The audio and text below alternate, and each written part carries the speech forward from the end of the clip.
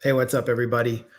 Welcome to the Grayzone. Apologies for the technical errors. I'm actually transitioning studios right now and had a few glitches. And we were also wanting to get in a special guest to help us analyze the UK elections. And now that we're on all platforms, let's bring in our guest. He's our UK correspondent, Kit Clarenberg. Welcome, Kit. Hey, how's it going? The head of our Belgrade bureau. Thanks for staying up late and being so generous with your time. My pleasure. My pleasure. All right. Well, we have all of the background elements ready on Sir Keir Starmer and his links to the MI6. But just for everyone who's watching, just first bring us up to date on what exactly happened in the UK. Yeah, sure. So effectively, we've just had a total wipeout of the ruling Conservatives who've been in office since 2010. It's usually a cause for joy, but I can find no solace in this whatsoever. They have been replaced by a government that's potentially even worse. This is the Keir Starmer, as you say, is heavily embedded with the Trilateral Commission, with the security and intelligence services. He's been involved in a number of elite level cover-ups of serious crimes. And yeah, he's now the prime minister with an absolutely astonishing majority in parliament, able to do whatever he wants. He is someone who has stated repeatedly that he supports Zionism without qualification. Banning of Palestine solidarity events moving forward, I think so. Yeah. And so this was sort of an underwhelming landslide, or like a landslide in which the British electorate and especially Labour voters demonstrated very little enthusiasm for the ticket they were stuck with. Yeah, absolutely. And what's quite interesting is that the mainstream media, which has groomed Starmer to an insane degree over the past few years, he's been subject of multiple fawning profiles in the mainstream media. They declare axiomatically that he is ready to govern for no other reason than they have decided that he is. They have acknowledged that he got less votes and a smaller vote share than Corbyn did in 2019 and 2017. And of course, Corbyn's defeat in 2019 was talked up as the most embarrassing thing in British politics in modern history. He was widely pilloried and condemned for this. And they are admitting that Starmer has got this stomping majority in Parliament with less public enthusiasm. They're not even bothering trying to hide it because it can't be spun or burnished in any other way than, well, the reason that he won was because the Tory vote collapsed. That's the only reason. There's no public enthusiasm for him. There was a stunning YouGov poll on why people were voting Labour this time that was released. I think it was on the day of the election, or it might have been the day before, where it was 48% of people polled stated they were backing Starmer because they wanted to get rid of the Conservatives. And then it was on every other issue, whether it was, well, Labour supports the working class, or Labour has good policies, etc. It was single digit figures. The only reason that people have voted for him is to get rid of the scourge of the Conservatives. And I think that this is a very interesting and indeed exceptional period in British electoral history, because there's going to be no honeymoon. He's coming into office with people under no illusions about who he is, what kind of government he's going to run, there is zero public support for what he's about to do, which, as I say, could be quite savage. I mean, Rishi Sunak was an absolute joke he was basically an unelected prime minister, sort of like an interim Juan Guaido kind of figure. And he was terrible as a retail politician. He was terrible on policy. It almost felt like this moment was just being set up for Keir Starmer. And then before that, you had the whole political assassination of Jeremy Corbyn.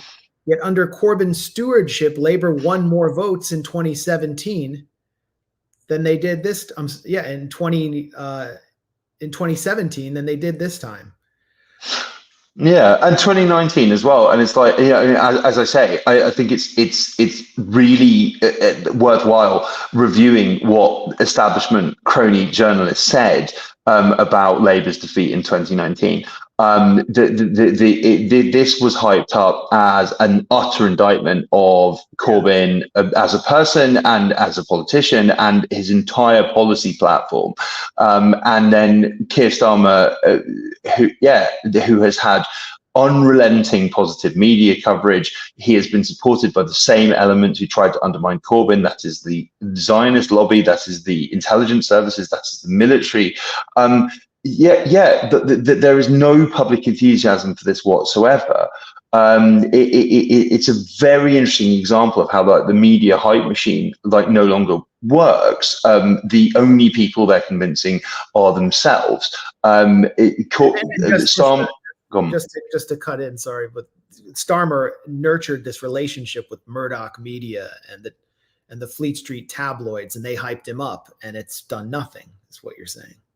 Yeah, absolutely, and it's fascinating because he has had the easiest ride of any politician that I can think of British politician that I can think of in my lifetime. The stock line is the adults are back in charge of the Labour Party. When he won his leadership election in 2020, there were all of these establishment figures lining up to cheer him and praise him, and he gave this very wooden speech, which was completely uninspiring and unengaging. And this was talked up as a masterclass in political theory. He consistently refused to challenge the government in any serious way throughout the COVID madness. He was heralded as being this master tactician in politics. The phrase forensic cropped up a lot when he appeared at Prime Minister's questions. But people aren't buying it at all. There was this insane poll recently which stated that 12% of the British public felt that mainstream British political parties represented public interests and public wishes and public views. Despite the fact that he has this kind of historic majority in the House of Commons, I think that it's going to be he's going to have a very, very difficult time of it. And while he might last a bit longer than Liz Truss, who failed to outlast the letters rather infamously, I do think that his days are numbered, because what mandate has he been elected on? Zero, apart from they're not the government. That's it, and that's not a particularly compelling sales pitch when your entire policy platform is we are the government in every conceivable way, apart from the color of the rosettes we wear. Right. And Starmer lost. He received 17,000 fewer votes for his own parliamentary seat than back in 2019 when he won that seat. This was due to the protest candidacy of Andrew Feinstein, who was basically running as a rejection of the official Labour Party and Keir Starmer's support for the Gaza genocide and the Ukraine proxy war. It's sort of another. It adds insult to the injury of this sort of what you're describing as a Pyrrhic victory.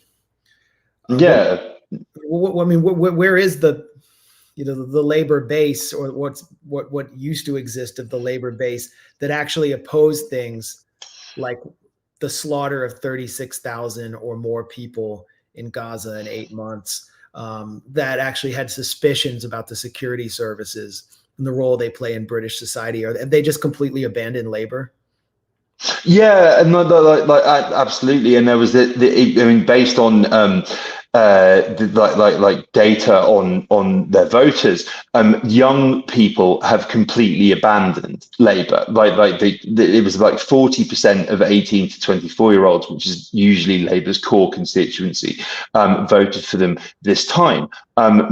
British Muslims deserted the Labour Party in droves. This is another core constituency for the Labour Party, and it's quite remarkable the level of rejection of Starmer and his platform. What's not being talked about is that there are 5 independent MPs, sadly, George Galloway is not among them, who have managed to get into Parliament on explicit Palestine solidarity tickets. The British voting system is first past the post. It is very difficult for any independent to break through. This is unprecedented. It is also a shame that more independents who were vying, such as Craig Murray, who was running for Blackburn, didn't make it through. But this is a base through which anti-establishment, dissident, independent candidates can potentially next time make a breakthrough. Where Streeting, who is the Labour now the Labour Health Minister, who it has taken money from private healthcare firms in the UK, he almost lost his seat, and his partner, who was parachuted into a very safe constituency, lost the election. So I think that in terms of laying a foundation for the next go around, which could be sooner than we think. It might not be 2029 as the law mandates. It could be a lot sooner than that. Labour could lose very, very, very badly. It's an interesting point in history. Yeah, I mean, there's this centrist wank fest going on in Washington. Biden's people are saying, this is the way you do it. This is what we need to do, what Keir Starmer did. Basically, he kneecapped the left in Labour, and he gave up on all of basically anything that defined Labour as separate and distinct from the Tories, and he won. So it's the same thing we heard in the 1990s. It's all echoes of the Blairite era. We also have, you mentioned George Galloway, for those who don't know, the Workers' Party, though I guess Jody McIntyre came close. It lost all of its seats. So this was hailed by the Telegraph and their Zionist columnist Jake Wallace Simons as a triumph for Israel. The British people lose. They're not even hiding it anymore. So what happened here?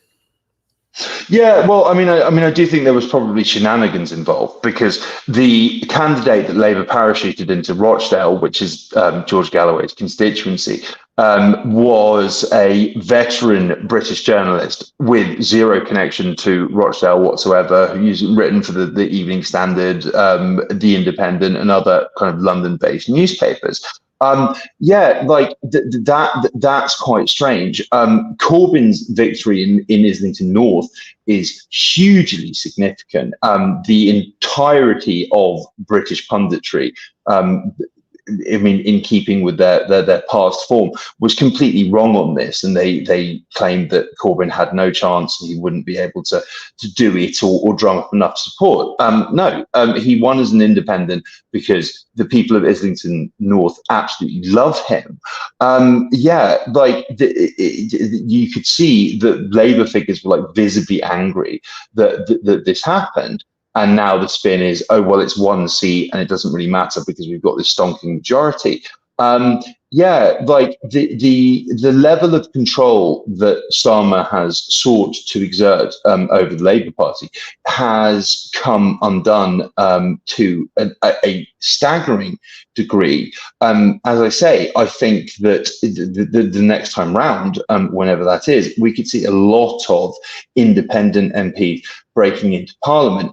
What kind of spikes my suspicion or gets my antenna tingling about George Galloway was when he won Rochdale, which was 55 days ago or 56 days ago, it was about 2 months, he gave this maiden speech to the media talking about the diminutive and much diminished Prime Minister Rishi Sunak. This sent shockwaves through the British political establishment. Sunak then gave a speech talking about what a danger George Galloway was and how awful it was that he'd been elected. When the official transcript of these comments was released, all of the comments related to Galloway were redacted. Which is, I don't think that's ever happened before. So the British establishment is in disarray. They are trying to work out how to justify themselves and how to win next time. That may not happen. Yeah, like Matt Kennard, a fantastic independent journalist, has written extensively about how the Gaza genocide is a major global sea change event, because people can see that they can't vote their way out of being complicit in a genocide. I think that's why Rishi Sunak went for an early election, was because he wanted to reduce the amount of time independent candidates had to organize themselves, to prepare, to campaign. You could argue that he was successful in this time round. Next time, maybe not so much. And let's talk about Keir Starmer's origins and his intelligence ties. His intelligence ties are clear. It's abundantly obvious to everyone that he has very close relations with the MI5, MI6. But here's something that I didn't know, which is that Keir Starmer's full name, date, and place of birth, passport photo, etc., were kept by Czechoslovakian secret police during the Cold War in a directorate titled Foreign Intelligence. And this Twitter account is declaring that he's literally a spy. This is the Czech secret police's assessment of Keir Starmer, which is that he was an MI6 agent at the time, and I find this really ironic, given that Jeremy Corbyn was falsely portrayed as a spy for the Czech secret police during the Cold War by the same forces that put Keir Starmer into power. So, I mean, how much truth is there here? Yeah, sure. So, I mean, I think like Starmer is, if you look at his background, he has always portrayed himself as an outsider, and he makes much of the fact that his dad was a carpenter, like Jesus before him. The reality is that he is establishment through and through. When he became the head of the Crown Prosecution Service, he was involved in very key cover-ups of British state crimes and conspiracies. A very classic example is during Julian Assange, whereby when Julian was in the embassy, the CPS, the Crown Prosecution Service, was pressuring Swedish authorities to keep the bogus, baseless rape charges against Julian open, and then deleted the vast bulk of emails related to this. And they also deleted records of Starmer's trips to Washington, D.C. during this time. He was also the CPS chief when British authorities were gathering evidence on MI5 and MI6 complicity and direct involvement in the CIA torture program. And you have there were an enormous amount of documents and evidence gathered, proving beyond any doubt whatsoever that MI6 and MI5 were actively and intimately involved in the torture of quote-unquote terror suspects, which this included faxes sent by an MI6 asset called Mark Allen, where he openly talked with Libyan security services. MI6 had rendered a terror suspect and their wife to Libya to be tortured. Mark Allen was conversing with his opposite numbers in Tripoli about this, saying, "Oh well, this is our intelligence, so you shouldn't share it with the Americans, and use whatever techniques you want." That is absolute smoking gun evidence. The CPS decided, despite this vast wealth of material, to not prosecute any MI5 or MI6 official for involvement in this. Starmer was also the head of the CPS when the Crown Prosecution Service decided, despite a volume of witness evidence, to not prosecute Jimmy Savile for sex crimes. There is a damning internal report written by Starmer's second command from this period, which explicitly states that, that there was Savile had a case to answer based on what was gathered by police, and there was a decision made internally to not only not move against Savile as a result of this, but to destroy all records related to the case, in breach of very clear internal guidelines on how long records should be kept. So yeah, like he is a cover-up king. He has done his job for the British establishment very consistently and very doggedly, like throughout his career. He was appointed to Jeremy Corbyn's shadow cabinet in, I think it was late 2016. This is after he supported Corbyn's removal. I mean, a very, very, very foolish move. He had a job at this time with Mishcon de Rea, which is this notorious British law firm, which has been fined enormous amounts of money for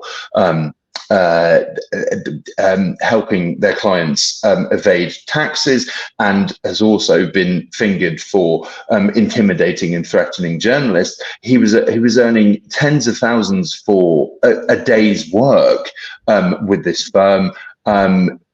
Corbyn forced him to stop this, and then thereafter he served as a wrecker for Corbyn. Now, we at the Grayzone have previously reported on how the entire second referendum project was a product of a little-known political party called Renew, which was set up by individuals tied to MI6, NATO, and 77th Brigade, the British Army's psychological warfare division.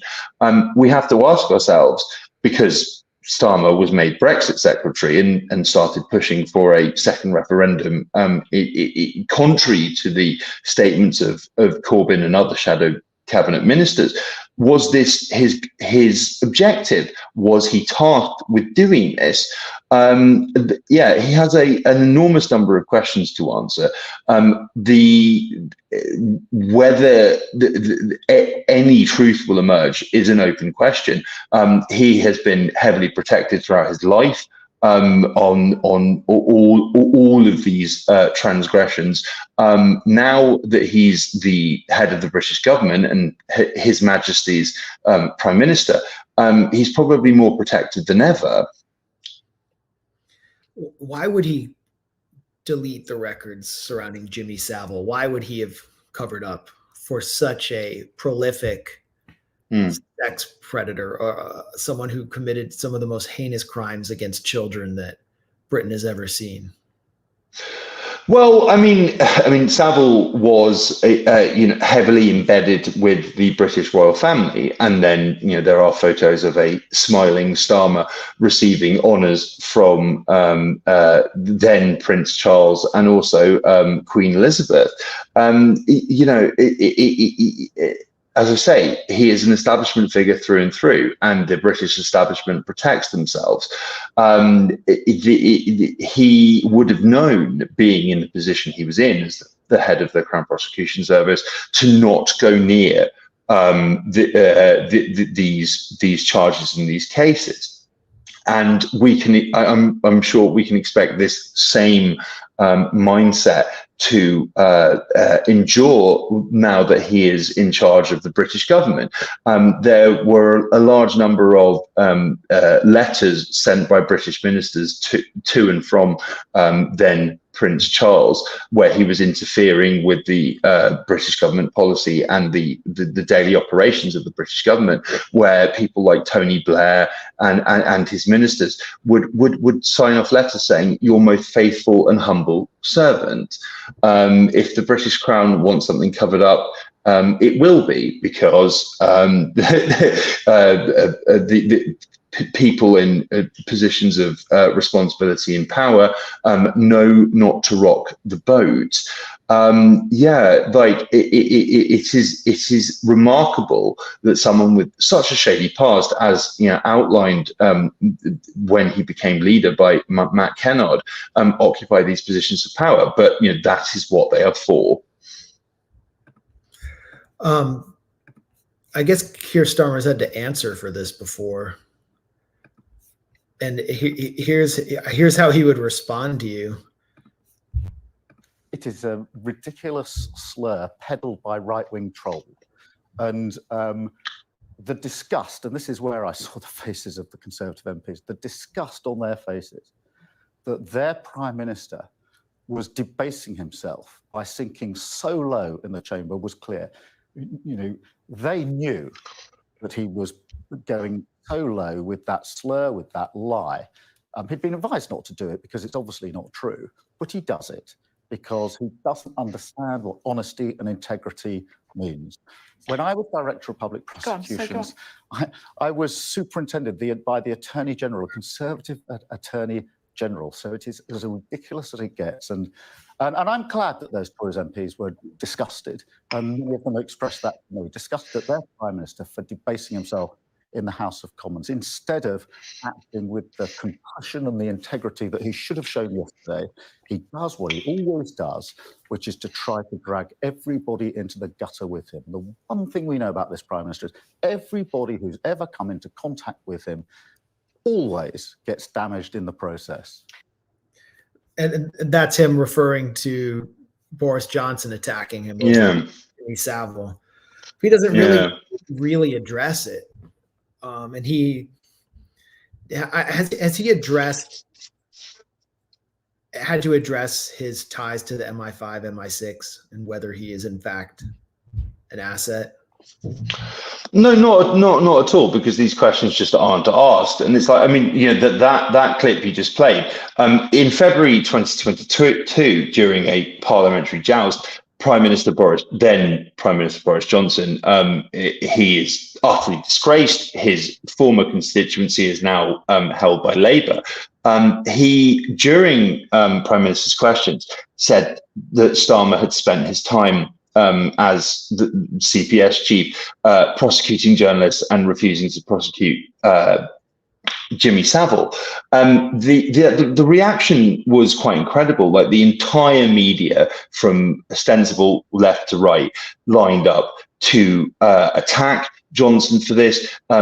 Conservative MPs condemned these statements as a despicable, disgusting slander. There were Downing Street, which is the centre of the British government, advisors who quit as a result of this. And then within 3 days, Boris Johnson was pressured into issuing a retraction and praising Starmer's time as CPS chief.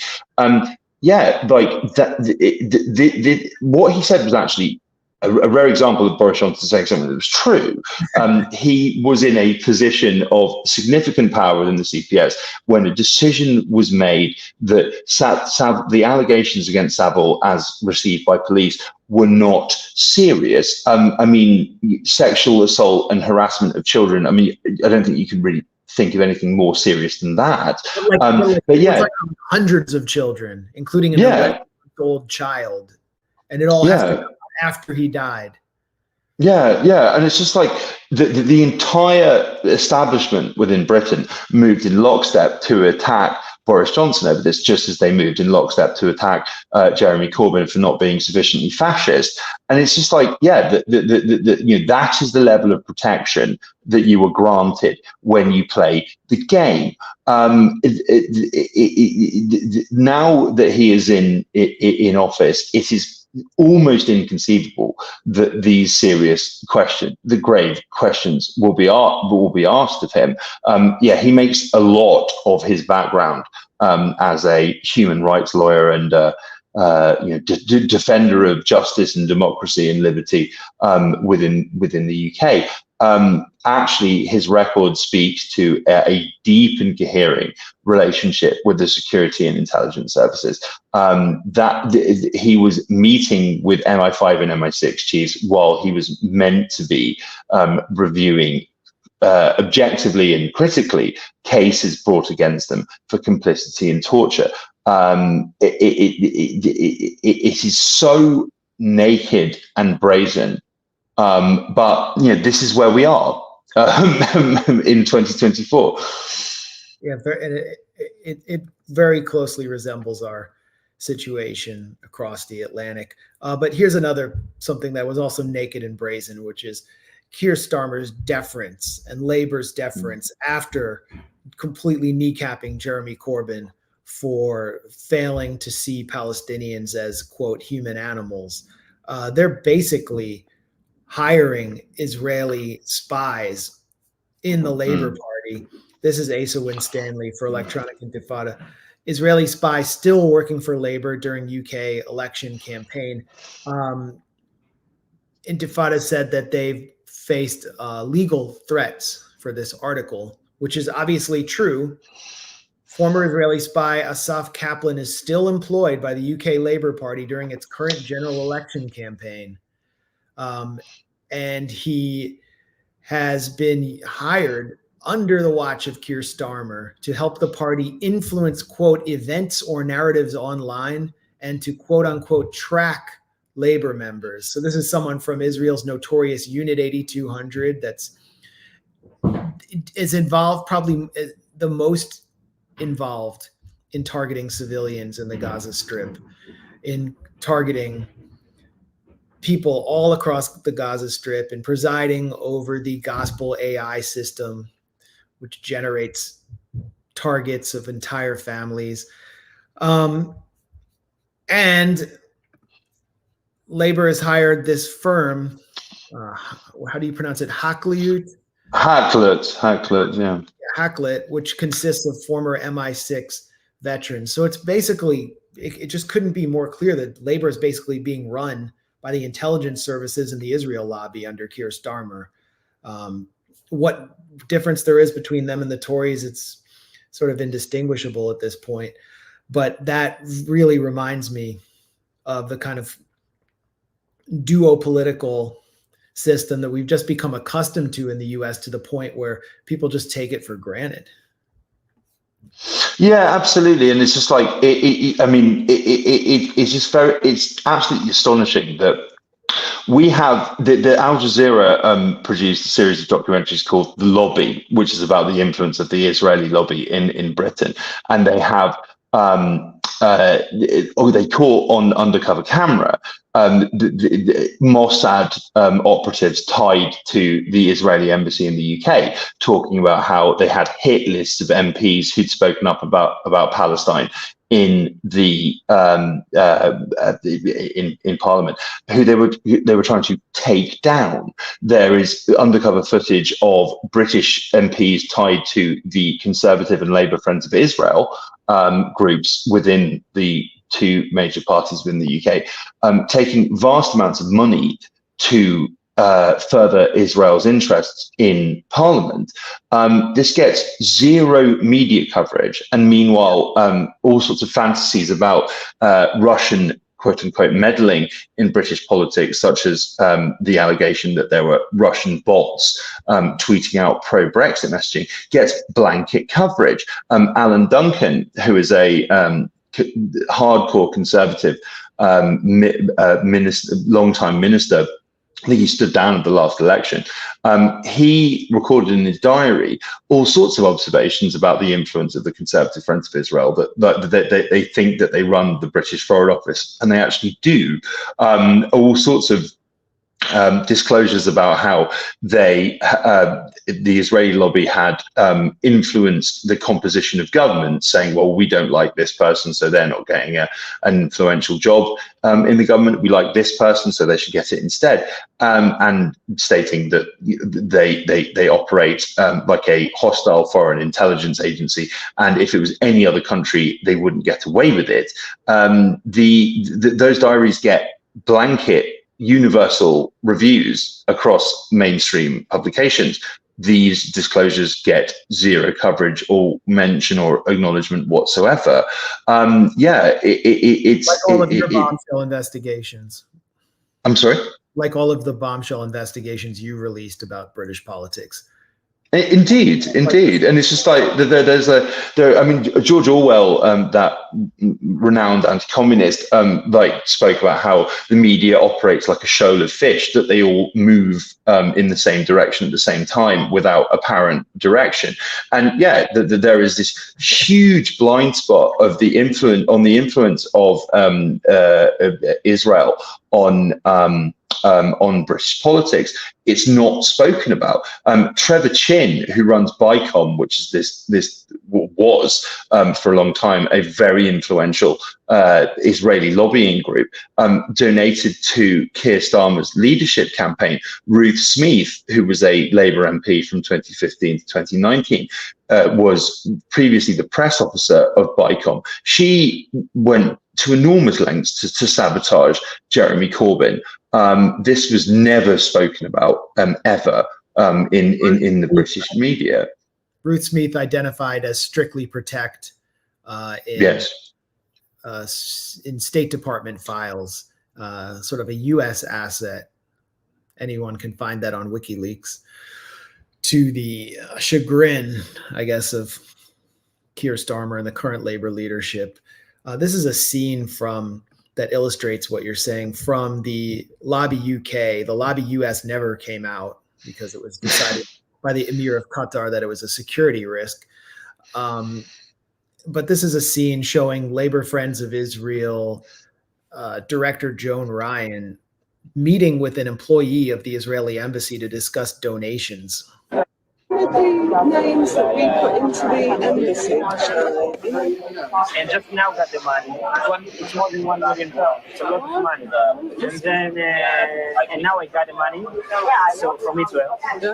So it's not physical. Yeah, it's improvement. And then, and now you had it in your bag. I didn't think you had it in your bag. She was hoping he'd hand over a bag of shekels. I mean, he's talking about money from Israel. This is like, not that there aren't, tons of Russian oligarchs who are pouring money into the economy in London, but if this were Russia, it would have been a national scandal. But here you have an Israeli agent talking about £1 million to Labour. I mean, this documentary was completely suppressed. The British press never treated it as a scandal.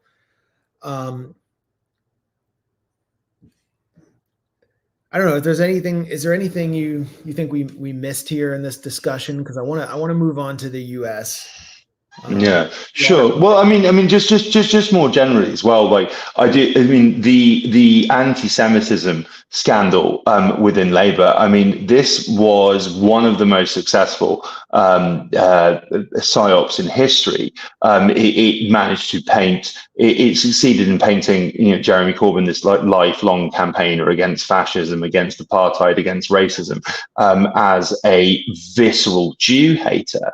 Again, Al Jazeera has done some incredible work showing how the BBC produces completely fake documentary, which was based on a conscious distortion, selective editing of video clips of the personal testimony, in order to create this narrative that Jeremy Corbyn was encouraging, facilitating, and turning a blind eye to widespread anti-Semitism within the Labour Party ranks.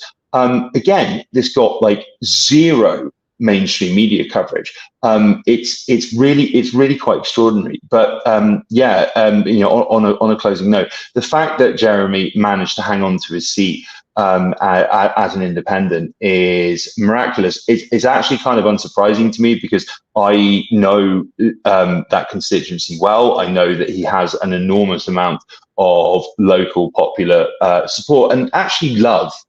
He's a very dedicated constituency MP. The entire establishment media was, and indeed, yes, Labour Party apparatchiks were stating or declaring that he'd lost it, that there was no way that he could win. So I look forward to him spending the next 5 years or however long in Parliament speaking up for the Palestinians without worrying about needing to take the Labour Party line. And I think that this will also encourage the proliferation of more Palestine solidarity in Parliament. Yeah, absolutely. There are some encouraging signs. But Kit Clarenberg, you're like a Gatling gun with the facts. That was really impressive. Oh, thanks, Max. You're not so bad yourself. God bless you, my friend. Yeah, good talking to you. Thanks for joining us on short notice. That's Kit Clarenberg, who's he's our UK correspondent at the Grayzone. And check out his podcast live stream, Active Measures, with Alex Rubenstein, with the ironic title. Cheers, Max. God bless you, mate. Take care. And here's Aaron Mate. Everyone was asking for you. They were missing you. They said that you had developed a funny accent. I really appreciate everything Kit said there. And for my contribution to this discussion, I wanted to show how the U.S. is covering Keir Starmer's victory. And it's really important to point out that, as you guys did, that Keir Starmer got less votes for Labor than Jeremy Corbyn did in 2017 and 2019. Yeah. And of course, one of those years, Labor was so close to victory. But then it turned out, and as you guys discussed, they were sabotaged from within by their own party, by people in Labor who were trying to undermine Corbyn. But this is how the New York Times, this is from a news article in the New York Times covering Keir Starmer's victory. And they say this, they say this as an assertion of fact. Mr. Starmer also rooted out the anti-Semitism that had contaminated the party's ranks under Mr. Corbyn. So according to the Times, it's just established fact that there was anti-Semitism contaminating the party's ranks under Corbyn, and magically Keir Starmer managed to root it out. Just such a scam. And it's important to point out that this scam happened at the same time as another scam aimed at undermining a progressive politician, at least partly, and that was Russiagate. Part of Russiagate was to make sure that the centrist wing of the Democratic Party could stave off a challenge from Bernie Sanders, and that Bernie Sanders could capitalize on the momentum of 2016 to basically take over the party the same way that Corbyn did very briefly. And so both these scams, Russiagate and the anti-Semitism manufactured crisis of Labor, were used to entrench the power of the neoliberals who run the purported left party in both countries, Labor in the UK and Democrats in the US, and to bolster their intelligence, national security state allies. Because as we covered at the Grayzone, there was a major national security state component of the campaign against Jeremy Corbyn extensively. And what bothers me about both of these scams is that the left, the non-elite members of the party, the left, bought into both of them. So many leftist dupes for Russiagate and the manufactured anti-Semitism scam in the UK. And here we are now welcoming Sir Keir Starmer as the new Prime Minister of the UK. Yeah. And a lot of people don't remember that right after, I think, Bernie won Nevada, that's when the intelligence services started leaking through all of their different cutouts, like Graphica and the Atlantic Council, that Russian troll farms and Russian intelligence was assisting Bernie Sanders, was amplifying him, and they never provided any of their data. Bernie rolled over, refused to push back. just as Jeremy Corbyn didn't forcefully push back. But with Bernie, it was ridiculous. But then he was swiftly kneecapped. But behind the curtain, Obama had gathered all these other candidates who were all basically the same, except for Tulsi Gabbard, and promised them gifts after the inevitable victory of Biden. You know, Buttigieg, you'll get transportation secretary, whatever. All you have to do is drop out, and then we'll all consolidate around Biden, without any thought of what it would mean for Biden to lead the country and lead the Democratic Party. So they were all just so determined. It is so similar to the UK, and we haven't seen how disastrous Starmer will be. But Biden, I think, what we're seeing with Biden is sort of unprecedented. Ronald Reagan did have Alzheimer's, and it was entering a later stage towards the end of his presidency. But that was during a period when it was possible still to hide a president, to have people around them make up for their mistakes. Colin Powell would meet with Reagan regularly, and he would basically condense daily intelligence reports for Reagan or provide them for him on a tape recorder so he didn't have to read. That kind of thing can't be done today. And so here we have a situation where the Beltway press corps that was trying to protect Biden, the same Beltway press corps that destroyed Bernie Sanders and guaranteed Biden's victory, working hand in glove with Obama. Very clear parallels with the way the Murdoch press destroyed Jeremy Corbyn to make way for Keir Starmer. They are now forced to acknowledge the complete demented disaster that's on their hands.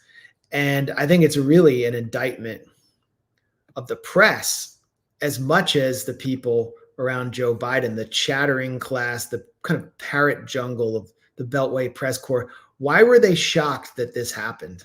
Making sure that we're able to make every single solitary person eligible for what I've been able to do with the with the COVID. With dealing with everything we have to do with. Look, if we finally beat Medicare. Thank you, President Biden. President Trump? Well, he's right. He did beat Medicare. He beat it to death, and he's destroying Medicare. Making sure. Yeah, that was tough. And obviously, the line he wanted to deliver there, which he practiced all week, was we finally beat Big Pharma to save Medicare. Right. But he couldn't deliver the line that he had practiced over and over and over and over, which makes it even worse. It was just a gaffe would be embarrassing enough. But then the fact that he's working on that line forever and just he can't get it out or anywhere close to it. It's just it was tough. Well, now, yeah, but and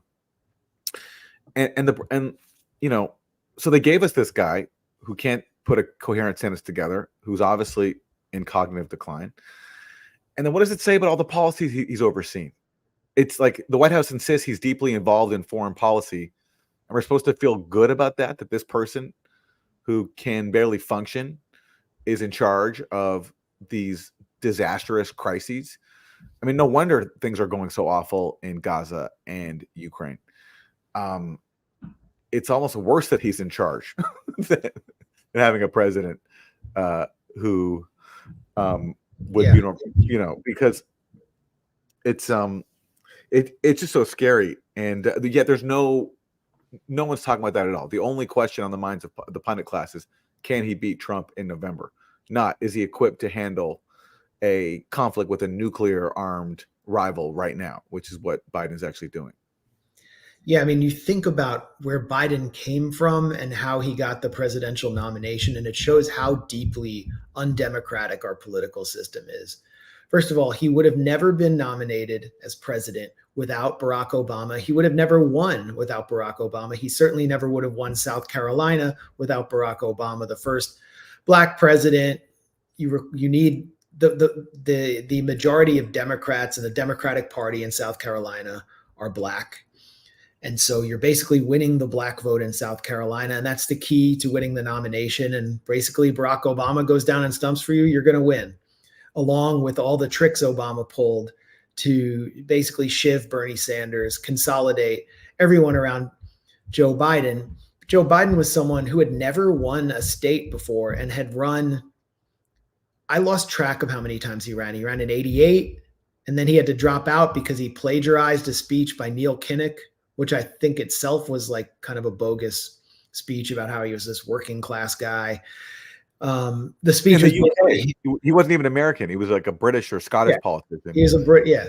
The speech, it was just handed to Biden and he read it. He didn't even know. It's like basically like AI. Yeah. He ran again in, I think 2008. Yep. And was completely irrelevant. But Obama selected him as his VP for two reasons. One, he had was the chair of the Senate Foreign Relations Committee, and he brought Obama on as a junior senator and kind of like coached him on foreign policy along with his team of, basically neocon hawks. And then Barack Obama needed a white man with some credibility in Scranton, Pennsylvania. He wanted to win Pennsylvania, who was much more conservative than him. And Biden had actually come up through the Democratic Party as an anti-busing, kind of right-wing, tough on crime, pro-war, pro-Israel Democrat. And so Obama chose him. But who is Obama? Obama was someone who was a little-known state senator who said, Iraq was a stupid war, in a rally in Hyde Park. Basically, that speech was handed to him. It was all kind of a put on. He gets put forward for the Senate in Illinois by the Democratic Party leadership and John Kerry. And he gets to run a race against Alan Keyes, one of the biggest right-wing shock jock clowns. It wasn't even, there was one debate. There was no chance that Alan Keyes could have possibly won. So Barack Obama never even had to face a real candidate. Then he faces John McCain, who kind of just rolls over for him after Obama cut a backroom deal with Wall Street not to prosecute anyone over the financial crash. So you have basically one guy who's never won anything and another guy who's basically grown in the lab out of the Democratic Party. He was given this major spotlight at the Democratic Convention in 2004 to introduce him to the country. Like, that doesn't happen unless you've checked all the boxes of a corporate party. And then he brings us Joe Biden. So Obama needs to be held heavily responsible for this. And yet he's just washing his hands of the whole thing. I think when it's time to finally push Biden out the door to take him to the glue factory, Obama will take part in that. His people will leak some story to the New York Times about how Joe Biden had to go and Obama had become disappointed in the direction of the Biden campaign. In fact, they already did leak something through David Plouffe, who was Obama's chief of staff, who went on to be the top lobbyist for Uber, that Obama was trying to right the Biden campaign's ship months ago. But right now, Obama is sticking with Biden. Biden is sticking with Biden. Biden is out there declaring that he's going to take on Donald Trump, and he's committing a new gaffe every hour. It's just an absolute joke. By the way, I'm proud to be, as I said, the first vice president, first black woman, served with a black president. I'm proud of the first black woman in the Supreme Court. There's just so much that we can do because together there's nothing. Look, this is the United States of America. By the way, I'm proud to be, as I said. He's the first black woman to serve with a black president. That's so impressive. That was Biden yesterday on a black radio station or an urban radio station. I don't know if it's actually owned by black people in Philadelphia. And he said, I was proud to be the first black woman to serve with the black president. I mean, I can't even keep track of the gaffes. And again, the irony too, on top of just all the meltdowns and the gaffes he has, like, this is a guy who, as you talked about, made his career off of racism. He worked with segregationists. He authored the crime bill. Before Obama made him his VP nomination. During the primary, Biden was talking about Obama. I think it was on the Daily Show, and he called him. He said, "You got the first mainstream African American who was articulate and bright and clean and a nice-looking guy." Yeah, he said that about Obama, and I guess Obama saw that as a virtue because he wanted to appeal to like the racist vote as well. And I think picking Biden was an asset for him in doing that. And so anyway, now he rebrands and he's the candidate of black people, and he's even, according to Biden, a black woman. Yeah, I mean, at Biden 2020 events in South Carolina, they would open each event with "Lift Every Voice and Sing," the Black national anthem, like the author of the crime bill. And I think the Biden of today, I don't know how you feel about this. I waver because he is presiding over this genocide, and not just presiding over it. He's doing everything he can to extend it along with his team. But at the same time, it's kind of like he's not in charge.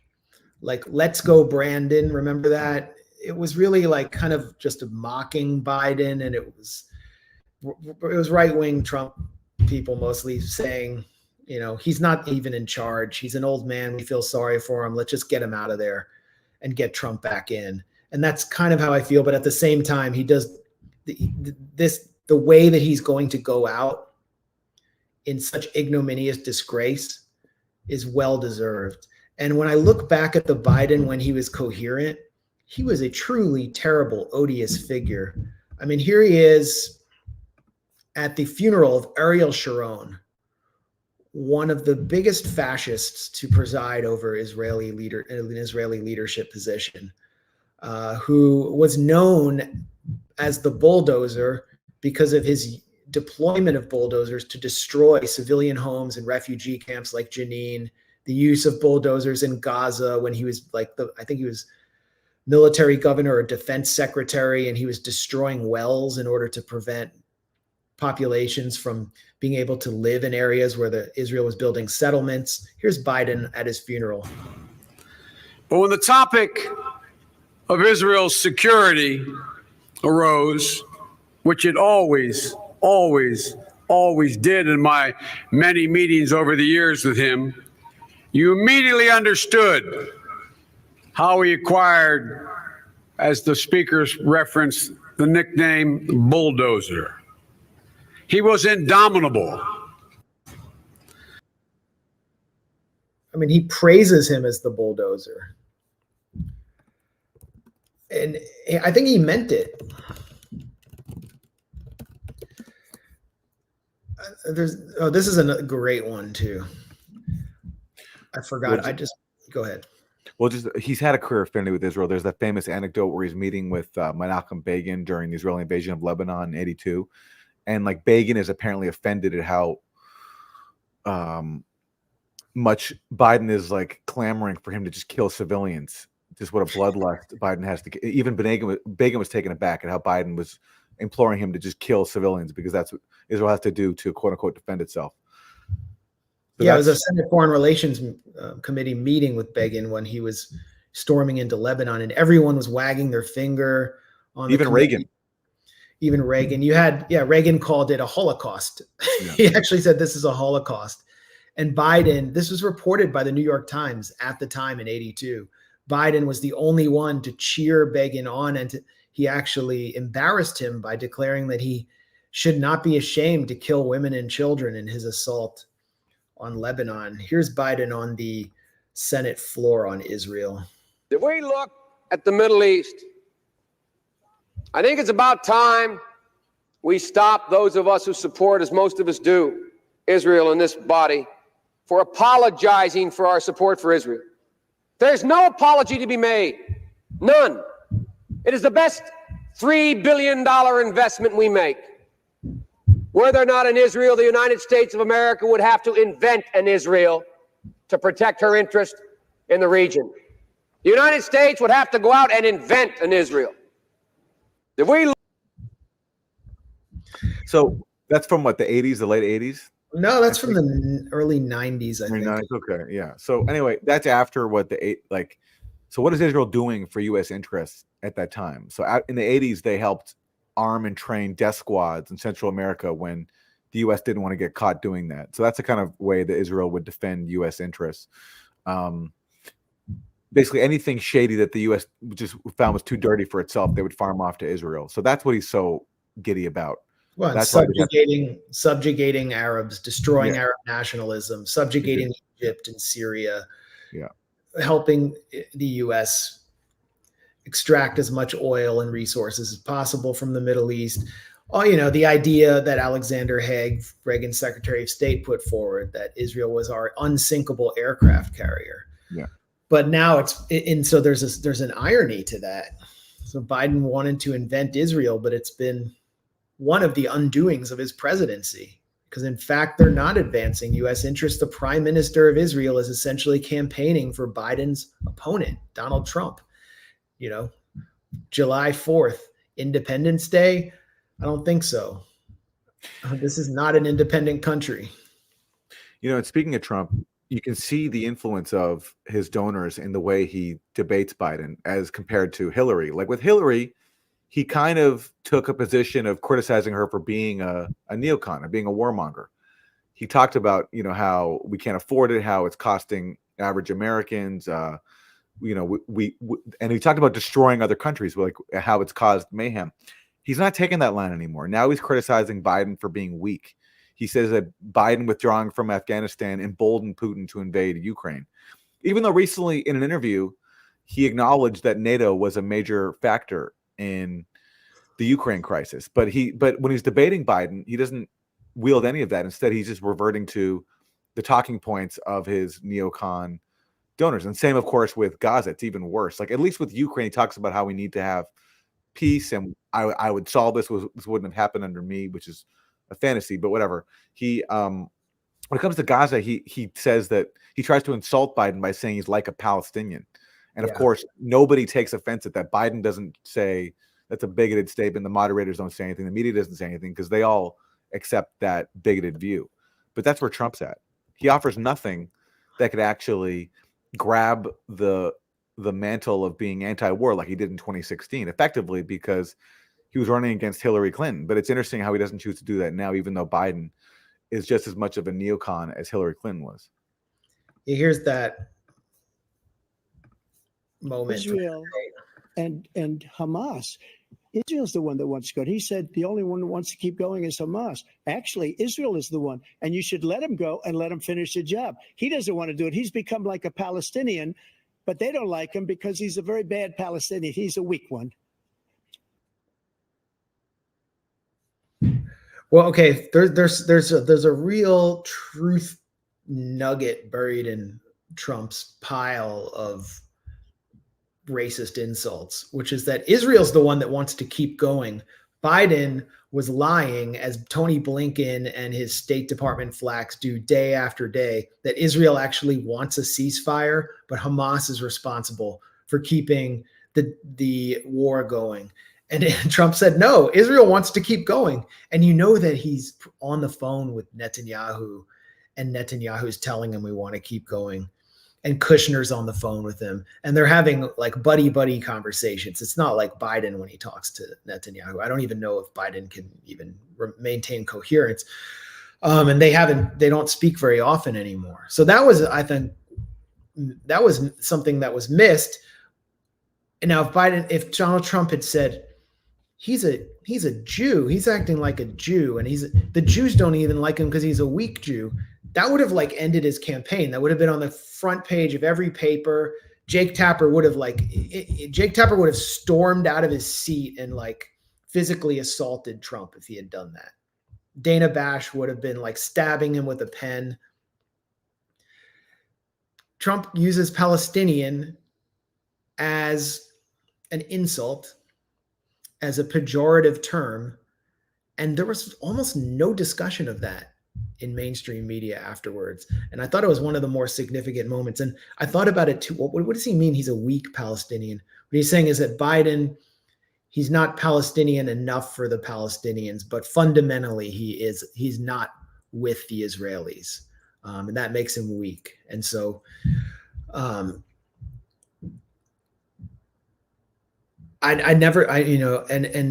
I never thought that I would see a moment like that. Biden didn't respond, partly because his mic was cut. I thought the rules of the debate were slanted to weaken Trump because Trump is famous for his interjections. You didn't keep us safe on 9/11, he said to Jeb Bush, and that ended Jeb Bush in one line. But it actually hurt Biden because it just kind of isolated Biden, and he was just this old, demented man alone on a stage with everyone watching, and he could only speak at certain times. But Biden wasn't going to respond anyway. It was hard to even. It took me like 5 minutes to actually absorb that insult there.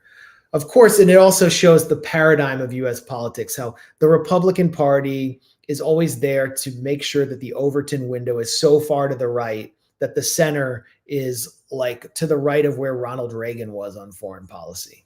Yeah. That's the role Trump fulfills vis-a-vis Israel. He's controlled by the Adelson family and Jared Kushner and the Likud lobby.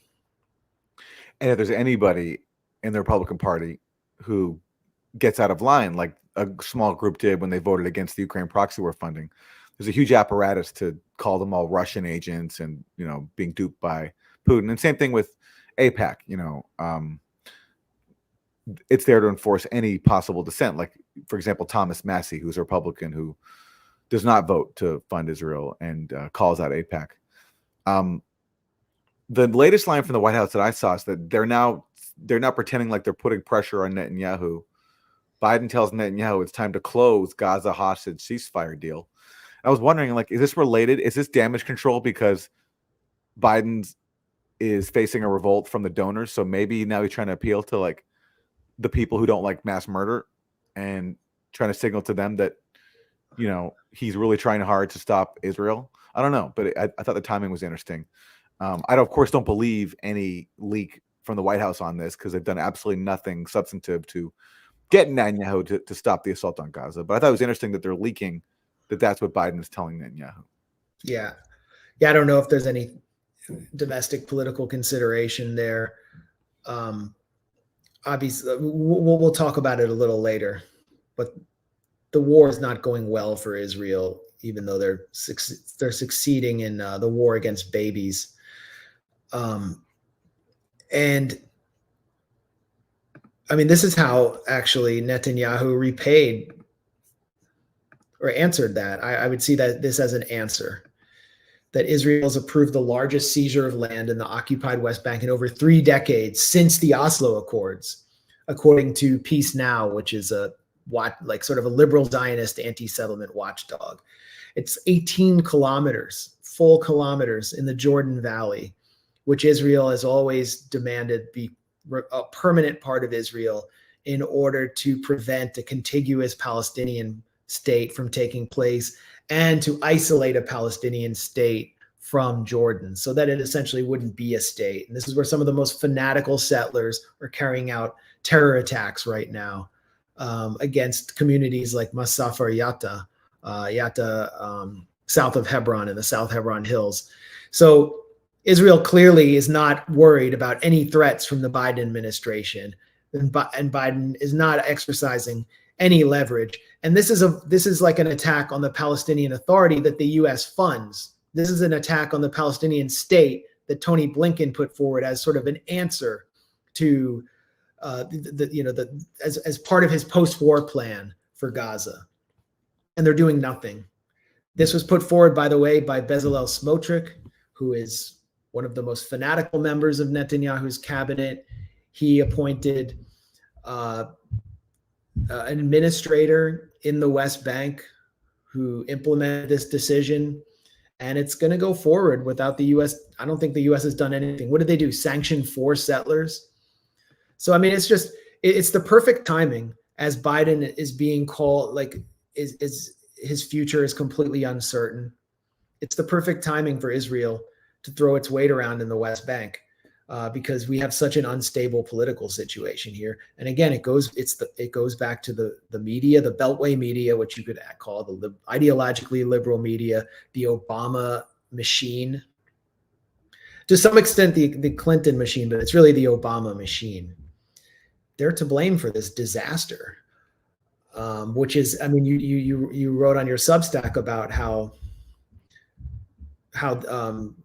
Biden's dementia exposes the hollowness of U.S. foreign policy and how it's sort of just kind of run from behind the scenes by human scarecrows like Jake Sullivan. It's not actually, anything. I mean, the U.S. public has absolutely no say right now.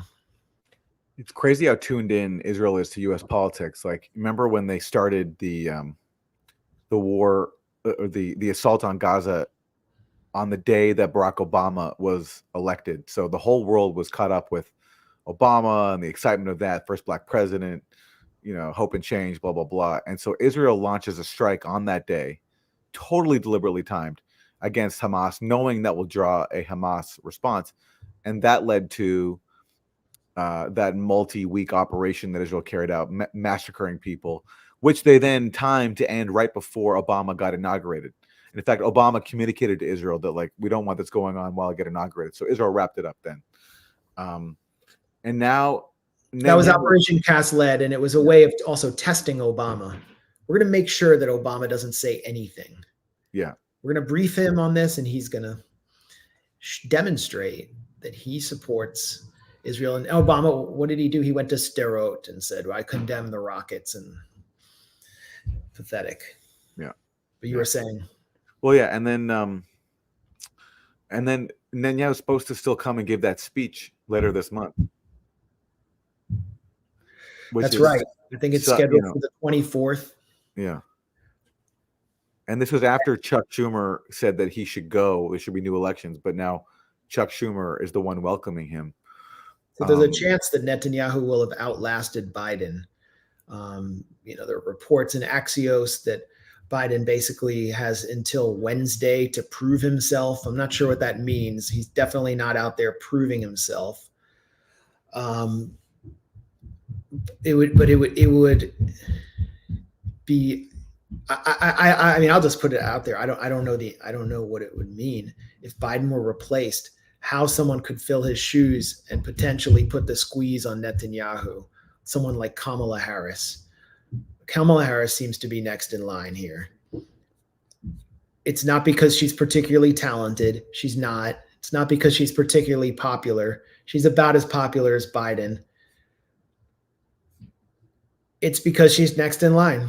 There's nothing else. And because she has followed the same path as every robotic Democratic candidate who has to appeal to the real masters of the Democratic Party. This is Kamala Harris at the American Jewish Committee in 2019. Everyone, I'm so sorry I cannot be with you in person today at the AJC Global Forum. But as a member of both the Senate Intelligence Committee and the Senate Homeland Security Committee, I am deeply involved in ensuring the American-Israeli relationship remains strong, and I am proud to stand strongly with America's most important allies. So let me be clear about what I believe. Israel is a critical friend and ally to the United States. I stand with Israel both because of our shared values, which are so fundamental to the founding of both our nations, and I believe the bonds between the people of the United States and the people of Israel are unbreakable, and we can never let anyone drive a wedge between us. Yeah, you can't really see the gun being held to her back there, but yeah, that's her aides have tried to pretend that she's broken from Biden on Gaza. Like they put out these opportunistic leaks saying that Kamala doesn't share Biden's full-throated support for Israel and that she wanted to give a speech that was more bold and calling for a ceasefire, but that the administration insisted that it be watered down. So I think she recognizes that if she wants to appeal to younger voters, that she can't be seen as being in lockstep with Biden. But yet, what has she actually done to break from Biden? She gave that speech in Selma where she said we need to have a ceasefire, and then there was a huge round of applause, and then she immediately said for 6 weeks, which was the official line. So substantively, she's done absolutely nothing to break from Biden. But obviously, people close to her feel the need to pretend as if there is some sort of difference between her and Biden in supporting Israel. Yeah. When has Kamala Harris ever challenged power? Never. Can you imagine her taking on Netanyahu? I mean, it would be a disaster. The Israelis and the Israeli lobby would eat her alive. Someone like Biden, some old man who spent his 30 years on the Senate Foreign Relations Committee, he actually could have done maybe some version of Nixon going to China, of saying enough is enough. I mean, he had, the credibility to do it. Kamala Harris just simply doesn't. She doesn't understand the issue at all. She's just reading from a script there, just so she can maintain, donations for her next run for Senate or for president or for the presidency. She's heavily funded by big tech. Her family works for Uber. They helped crush a proposition in California to unionize Uber drivers because they're all working for Uber. So I just don't see her or Gavin Newsom doing anything different than Biden. I see them actually being more pliable. There's some drama within the within Kamala Harris's inner circle that very few people know about. I've kind of heard this through the grapevine, like the lower Manhattan grapevine people who are sort of, I actually have seen Kamala Harris's now daughter-in-law, Emma Emhoff, who's an artist in downtown Manhattan, out on the town. I know people who met her and encountered her, and they've tried to bring up the issue with her, and she refuses to talk about it. And I've actually been told that she's been shut down and told that this is the most dangerous thing for her, the ambition of her mother-in-law and her father, the second husband, Douglas Emhoff, who's actually been doing a lot of Israeli lobby sessions on, the surge in anti-Semitism. But it's that she actually is in solidarity with the Palestinians. And this is, an attack piece in the New York Post, Murdoch Media. Kamala Harris's stepdaughter, Ella Emhoff, is promoting an $8 million Gaza fundraising campaign. But it's true that she did put in November promote a fundraising drive supporting urgent relief for Gaza's children. And she has a lot of Instagram followers. And I was told that she was just basically shut down after that and told never to speak of Palestinians ever again. So I think that offers further insight into what we can expect from Kamala Harris, which is just simply more of the same, along with just sheer idiocy. I mean, fun. It's fun idiocy. I don't know if you wanted to weigh in, but I wanted to. Yeah, go ahead. Well, just, imagine if Obama had some guts. He had so much political capital. He had the ability to mobilize people. He said he recognized that AIPAC was a bad influence. He talked about in his book how AIPAC had too much power, but yet what did he do? He didn't do anything. When Israel was massacring people in Gaza, he stood up and said Israel has a right to defend itself. And then he gave Israel, on his way out, $35 billion over 10 years. He locked in Israel to a guaranteed quote unquote security package, even after Israel repeatedly threw him under the bus when Netanyahu came and tried to lobby against the Iran deal.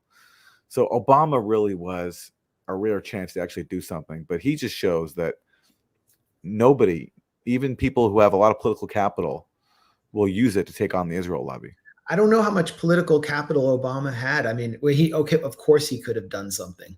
But when he came into office, I just thought a guy named Barack Hussein Obama is going to have to kill a lot of Muslims.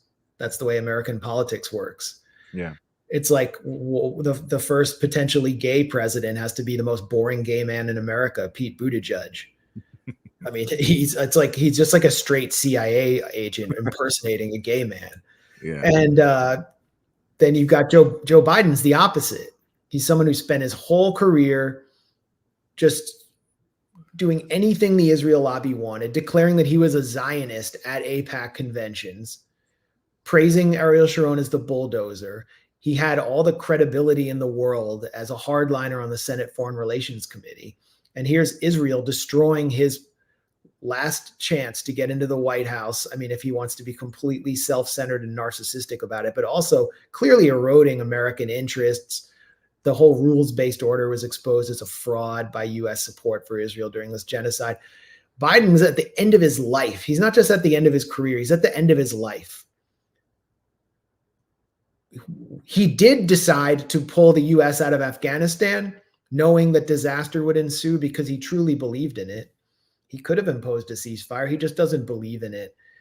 And yes, there's a preponderance of powerful forces as well that were threatening him. And so this is what we're left with now. This is the second in line. This is someone who I think could very possibly be taking on Donald Trump. And then best rapper alive. Tupac. He's not. You say he lives on. But not a lot. I know. I keep doing that. You said, listen, West Coast girls think Tupac lives on. I'm with you. I'm with you. So Tupac, keep going. I keep doing that. Who would I say? I mean, there's so many. I mean, you know,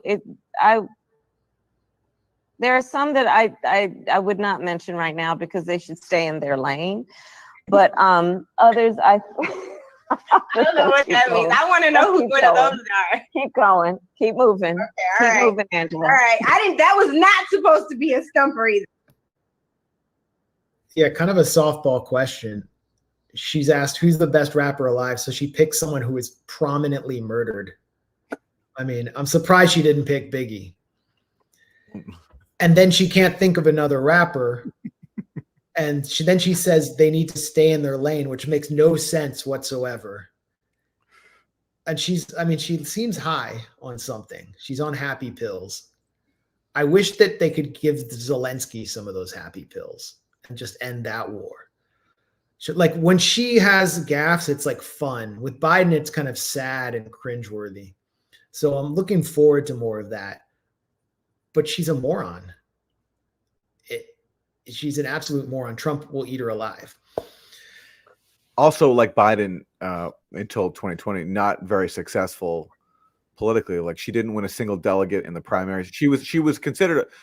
Remember when she attacked Tulsi Gabbard and she said that like she called herself, unlike Tulsi Gabbard, I'm a front runner, even though she hadn't won a delegate. And then Tulsi Gabbard ended up winning like a couple of delegates. She won American Samoa and got more delegates. Yeah.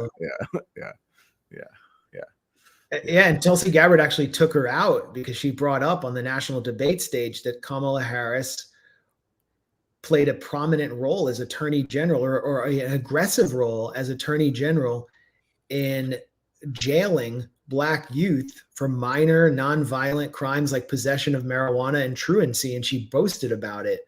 That kind of wrecked her. So again, another fake candidate grown in a lab. She got known in California politics because she was a social butterfly in the Pacific Heights scene in the Bay Area and wound up dating Willie Brown, who was, I think, 50 years her senior. She was also seen dating Montel Williams and became Attorney General, and Obama praised her as really attractive. And that's how we started hearing about her. So, Willie Brown's not quite 50 years her senior, but he's 90 years old, and so she's in her mid 50s. So, you know, close. And it's just, you know, all this. It's so funny that Biden has become exactly what Democrats and their immediate allies claimed Trump was, like someone who we needed to invoke the 25th Amendment for, who's a danger, who's constantly now blaming the media for everything. If you look at Biden, like his team now, like all of a sudden they've become like grassroots. Like we're the candidate. I'm the candidate of the grassroots. It's the party donors, the party elite who's trying to oust me. And it's very similar to Trump. I mean, Trump also, you know, went against the Republican establishment, claimed he was the base, also went against the media, obviously blamed them for everything. And now Biden's doing the same thing. And but like unlike Trump, when I think the whole 25th Amendment thing was manufactured, in the case of Biden, it's legit to, I think, talk about that. We're talking about the oldest president ever and someone who's clearly not with it. And he's in charge of the nuclear code. So 25th Amendment is totally fair to raise, I think.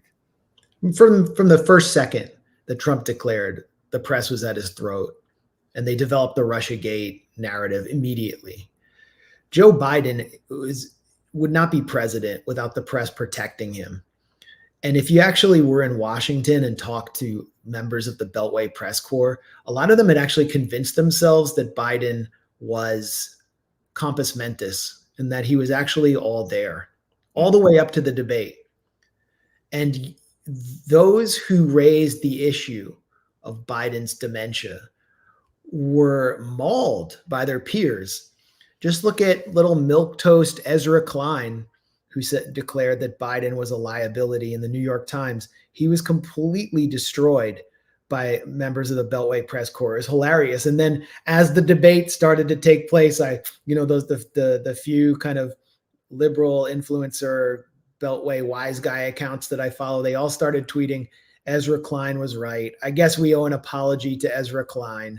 It's like, don't you see what we were all seeing? This is the press. They refuse to see what we're seeing. They all take orders from the top, and then they actually internalize those orders into their own beliefs and distill them to whatever few members of the American public actually still believe them. When Biden is out there yelling at people, calling them dog-faced pony soldiers, challenging a old farmer in Iowa to a push-up contest and an IQ test because he asks about Hunter Biden's crooked deals. This is in 2019. I mean, it was all obvious. So yeah, the press. Well, and they also promoted two major scams that were designed to help Biden win. The Hunter Biden laptop thing being a Russian op. That was a complete scam. Actually, that was done at the behest of the Biden campaign. Antony Blinken called up Michael Morell, former top CIA official, and asked him to basically call the Hunter Biden laptop story a Russian operation. And that's exactly what Morell and 50 other former intelligence officers did. And the whole media totally bought into it. Yep. Everybody repeated, even though it was an obvious scam at the time. Of course, we called that out. Then there was the Russian bounty story, which Biden used to attack Trump with, which was another scam. This idea that Russia was paying the Taliban and its fighters to kill American soldiers in Afghanistan. Another complete scam. Biden used that in his debate. Well after the fact, U.S. intelligence admitted there's no evidence for it. It was another scam. And then, of course, the media totally went along with it. There was so much mania around that story in the summer of 2020. It was on MSNBC every single day. Even when like top Pentagon officials were saying, actually, yeah, there's actually no evidence for this. Still, they ignored that. And that was done not only to, promote tensions with Russia, which of course is a dominant trend, but also to help Biden. Yeah, the Aspen Institute hosted simulations of the release of stories about Hunter Biden's laptop, and several influential journalists were brought in to basically help lead their colleagues in the narrative that was going to be put forward to paint the laptop as Russian disinformation. One of them was Noah Shachtman, who's repeatedly attacked the Grayzone through his role as editor-in-chief of the neocon Daily Beast. So basically, we see the real role of the press here. And so now we have to ask ourselves, why are they playing this role in trying to oust Biden? What was the agenda going into that debate when Jake Tapper and Dana Bash, two Democratic or anti-Trump loyalists, were assigned to ask the questions, and the way they went about asking the questions? I mean, what really happened behind the scenes? The most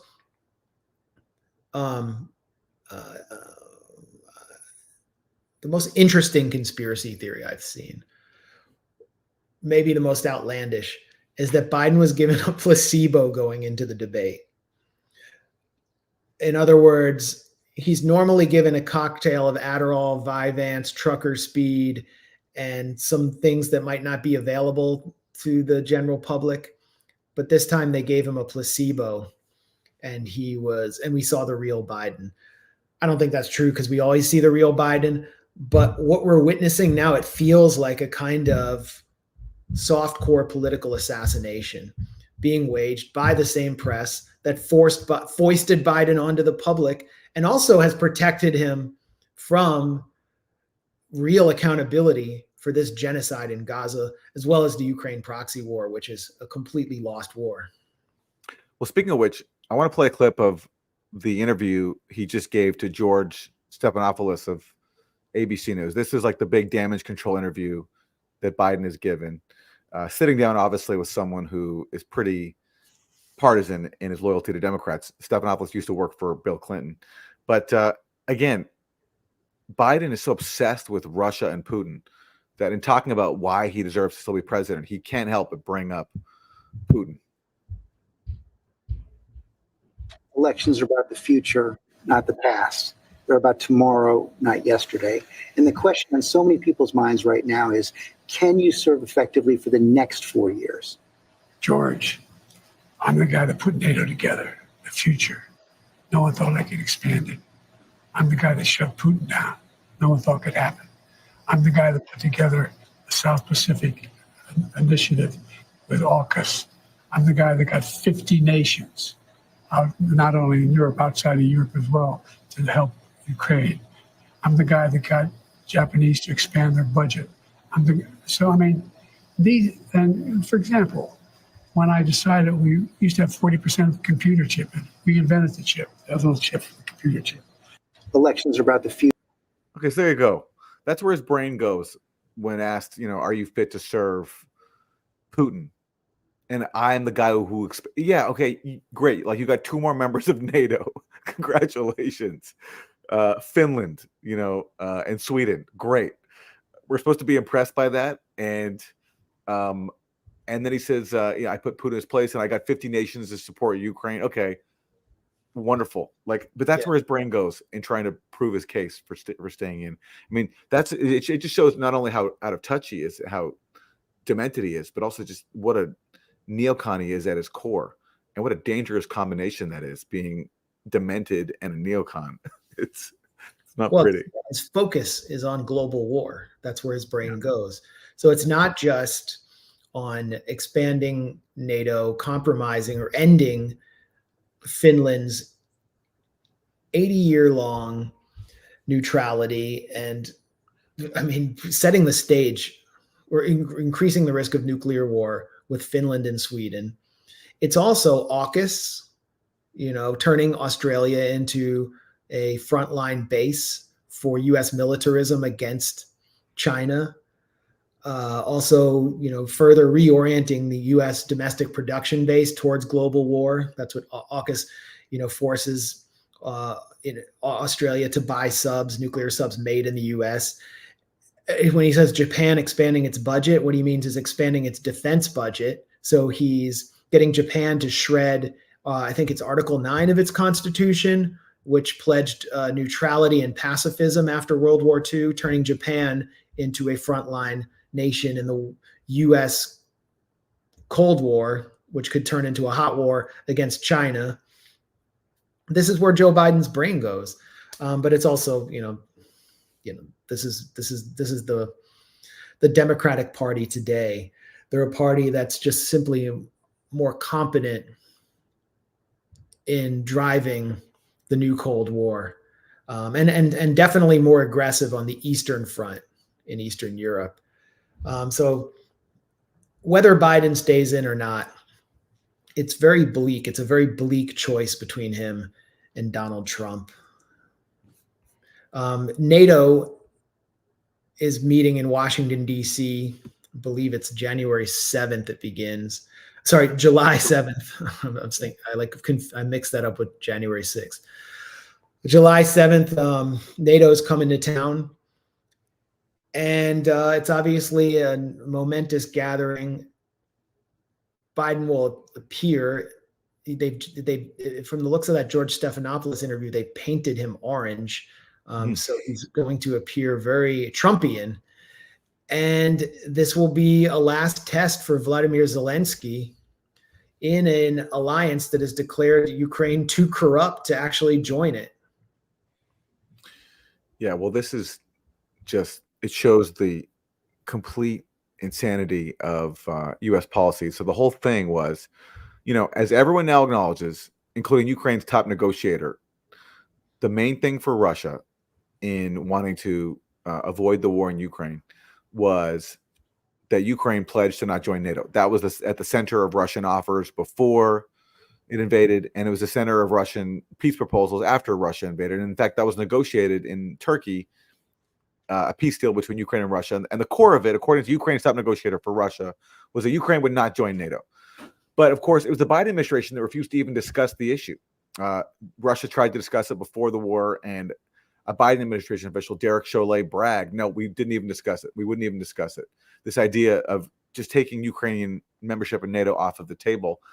And now, whatever, well, more than 2 years into the war, what is Ukraine being told? Sorry, you are too corrupt to join. This is the headline in the Telegraph. Ukraine to be told it's too corrupt to join NATO.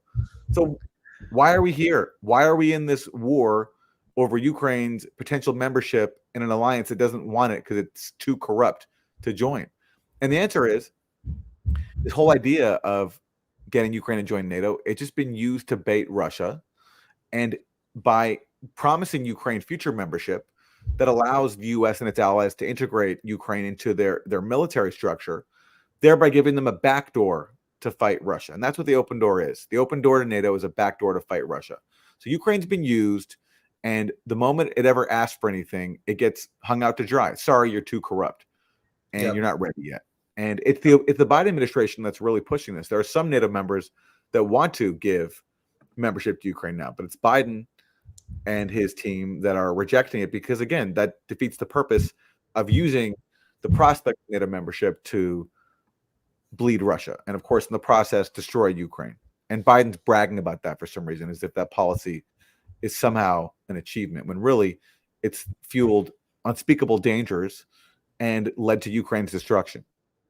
Yeah, I mean, what you're talking about is NATOization. That Ukraine was it was sort of a de facto NATO base without actually being a NATO member and being able to extract any of the privileges from other NATO countries. By the way, today, an EU member, Hungary, and its president, Viktor Orban, have met with Vladimir Putin and completely broken EU unity on this war. Every member of the EU, the EU Commission is condemning Orban. Olaf Scholz is condemning Orban. They're declaring that he's basically stabbed them in the back and that he's weakening Ukraine. It's all collapsing. And that's just because Orban is looking after his country's interests in a way that Ukraine did not. His country will suffer and has suffered, like so many Europeans, because of the sanctions imposed on Russia. These are just boomerang sanctions. Biden didn't, what did he say? Like got Putin to back down, or he shut Putin down in that interview. He didn't do that. He's the one who got shut down. He said he would reduce the ruble to rubble. Russia's GDP has increased. He put sanctions on McDonald's, on Verizon, forcing all these, on Netflix, forcing all these countries, not Verizon, on Netflix and McDonald's, forcing all these companies to leave Russia. And then they were just easily replaced. And here's, Stephen F. Cohen would always say that Putin loves some of these sanctions on Russia because when they go after the so-called oligarchs, it forces them to move their money out of the West and come back home to Russia. So doing that here has strengthened Russia as well, because it's forced wealthy Russians to bring their wealth back home to Russia, because, of course, they can't trust the global financial system run by the U.S. because everybody who crosses the U.S. line is at risk of having their assets seized.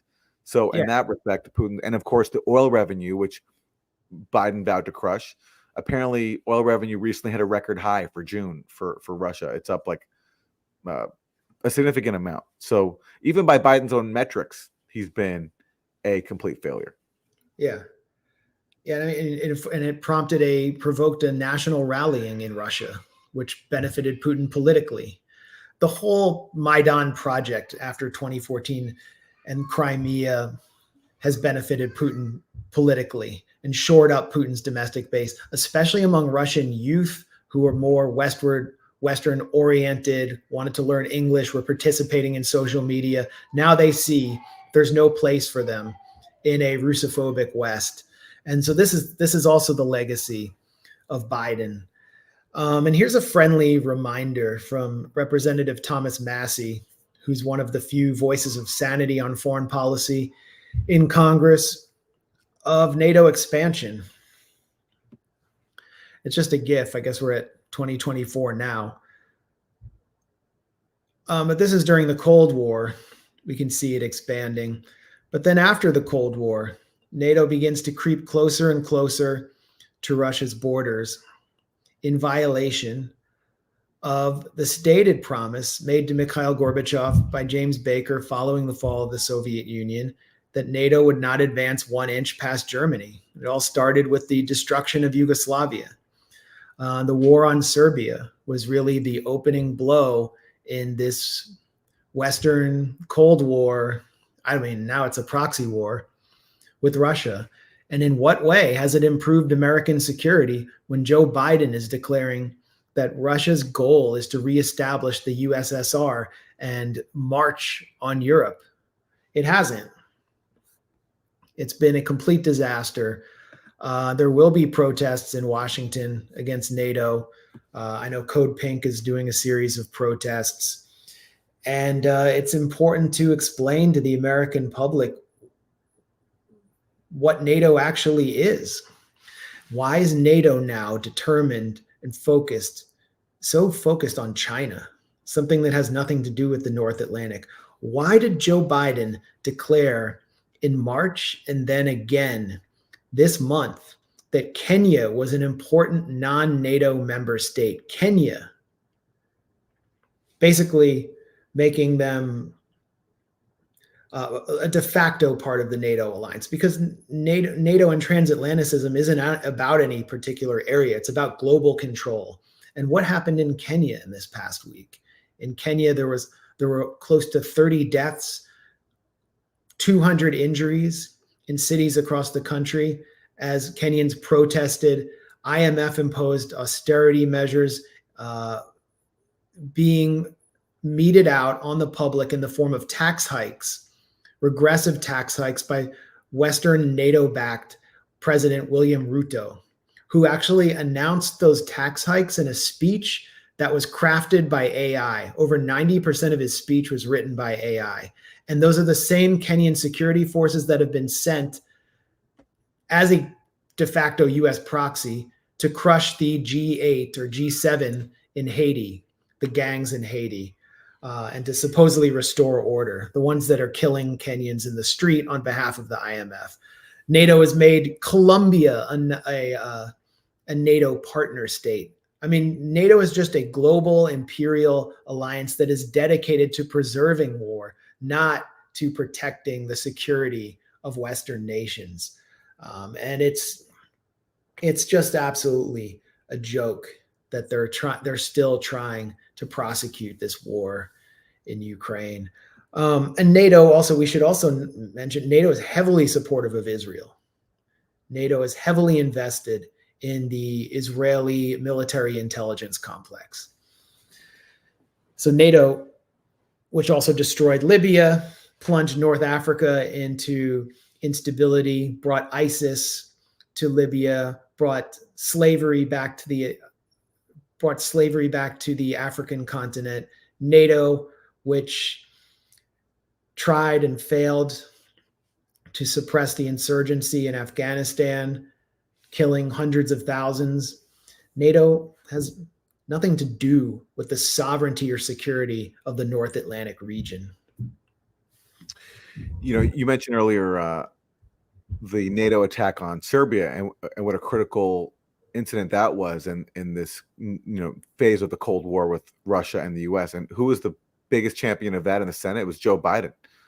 Joe Biden was salivating over the bombing of a television station in Serbia when the US did that. That was like his baby. So this guy's hands are on every disastrous US war, dirty war, proxy war that he's been around for in his long career.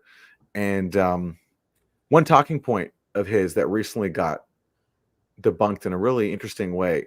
So at the debate with Trump, and really in so many of his public statements, Biden will always say, if we don't stop Russia and Ukraine, they're going to go on to the rest of NATO. Everybody says that. It's not just Biden. It's like, that's like the talking point. Every news article, you'll probably have some like think tank so-called experts saying that we have to stop Russia and Ukraine, or else they'll go on to the rest of Europe. Well, the New York Times recently slipped in this casual admission, which you never see, but it's amazing that it appeared in an article where they say this: throughout the war, U.S. officials have assessed that President Vladimir Putin is loath to expand the war beyond Ukraine's borders. Really? Because that's the exact opposite of what we hear from Biden on down. That actually Putin wants to expand the war beyond Ukraine's borders. And now the Times is quietly admitting that actually U.S. officials believe the opposite. That's just a rare example where this like pervasive talking point, which nobody questions, everybody repeats. You just have to repeat it to be credible, quote unquote, on the issue of Ukraine and Russia, where the New York Times quietly admits that it's a complete lie. Yeah, it's buried, but it's what we all know. And in fact, I mean, Putin is loath to expand the war beyond beyond the Donbass. After what happened in the Kiev Oblast, I mean, everyone knows it. And what capacity would Russia have to actually start? I think Biden said during the debate that Putin wanted to storm into Hungary. Now, today he's having a friendly meeting and clinking glasses with Viktor Orban. So, I mean, it's just sheer idiocy. And what the whole purpose of that narrative is to invert the reality in which NATO is creeping towards Russia's frontiers constantly, and now attacking inside Russia and killing people on beaches in Sevastopol. The reverse is true. It's a great point. I wanted to just quickly talk about some of the political dynamics in Israel vis-a-vis Gaza before we get out of here. There was a major piece that upset Netanyahu and his inner circle in the New York Times. I could pull up the piece, but I'll pull up the Fox News piece in which Bibi's team gets their response out. Netanyahu trashes New York Times report, citing anonymous officials who say Israeli military wants ceasefire in Gaza. Israeli Prime Minister Netanyahu slammed the New York Times report, quoting officials who say some military brass want a ceasefire with Hamas. The war will end once Israel achieves all its objectives, blah, blah, blah. The Times report published Tuesday stated that Israel's top generals want to begin a ceasefire in Gaza, even if it means keeping Hamas in power for the time being, widening a rift between the military and Netanyahu, who has opposed a truce that would allow Hamas to survive the war. So the piece was written by Ronan Bergman, who is a conduit for the Israeli security elite. If you look at his books, they're blurbed by former Mossad chiefs, former IDF chiefs. And the general staff of the Israeli army was speaking to him, members of it were speaking to him on background or off the record. This followed Colonel Daniel Hagari, who's the spokesman for the Israeli army, declaring publicly in kind of a rebuke to Netanyahu that Hamas cannot be defeated. Hamas is an idea, which was pretty significant. You have Netanyahu's supporters running around in the streets of Israeli cities with finish the job hats that are blue and white, but they look like Make America Great Again hats. And it's just become this Netanyahu cult idea that the job can be finished, that Israel can emerge victorious from Gaza when it's losing soldiers in Rafah regularly, suffering severe injuries. Israel has returned to the area of Shujaiya, which is east of Gaza City, where it claimed an operational hold in January. They're carrying out heinous massacres there, but they're also facing ambushes and attacks. They cannot hold any area and leave it without Hamas reestablishing itself. And as this article in the New York Times makes clear, Netanyahu has no plan for replacing Hamas with anyone. Netanyahu initially proposed kind of like establishing a villages system like Israel did in the West Bank in the 1980s, which fell apart, using collaborator families. that didn't work out. The heads of those families, a lot of them got killed by Hamas. It's just a very unpopular idea. Then they started talking about working with the merchant class in Gaza. They said they didn't want any part in it. They're now trying to recruit this Fatah-oriented youth organization that held protests against Hamas in July of 2022 called like We Demand Life. I don't think that's going to work out very well. That's not even a group that has that much popular strength in Gaza. So they don't really have any other option. And those who are forced to listen to the soldiers who are reservists in Gaza, who are on their third tour, some of them are reportedly being paid with cigarettes and like just like kind of like bribed by their officers to follow basic orders, who've lost any trust in their commanders. And you can see they're basically doing whatever their sadistic minds want them to do, and just be allowed to burn houses down and put it on social media. These are not professional soldiers, and they're just stuck there. According to the New York Times, Israeli tanks are running out of munitions. They're going into the field in Gaza without being fully loaded. That's because the army is holding on to munitions for potential all-out war with Hezbollah. And the army generally declared that they cannot win a war with Hezbollah without being able to pull back. Well, that's what I wanted to ask you, Max. Do you buy that? I mean, I totally get that some Israeli generals want to stop the war, because I think it's because they're, as you said, they're just not winning. But do you buy this claim that they're low on munitions? Well, that's a great question. There are no tanks in Gaza. They don't need the tank shells. The tank shells are just being used to inflict pain on the civilian population. And so it's a tactical move, like the attack on Khan Yunis, which centered around Nasser Hospital. Again, it's another tactical move to inflict pain on civilians in Gaza that achieves no strategic objective. Meanwhile, I've seen video on Israeli army-oriented social media channels where they're flaunting all the GBUs that are flowing in, all the 2,000-pound bombs and 500-pound bombs that they're getting, and they're declaring these are all going to drop on Gaza tomorrow. We've heard from the Biden administration that the pause, whatever pause they had on 2,000-pound bombs, has been lifted. So I think that may have been slipped into the article as part of the lobbying campaign or part of the attack on Joe Biden. But it is becoming clear to me that the Israeli army would like to kind of quietly walk away from Gaza and then begin attempting to reestablish it as a kind of West Bank. You saw the Wall Street Journal article about how Israel is attempting to, or has this plan to create security zones in Gaza, which are sort of like concentration camps.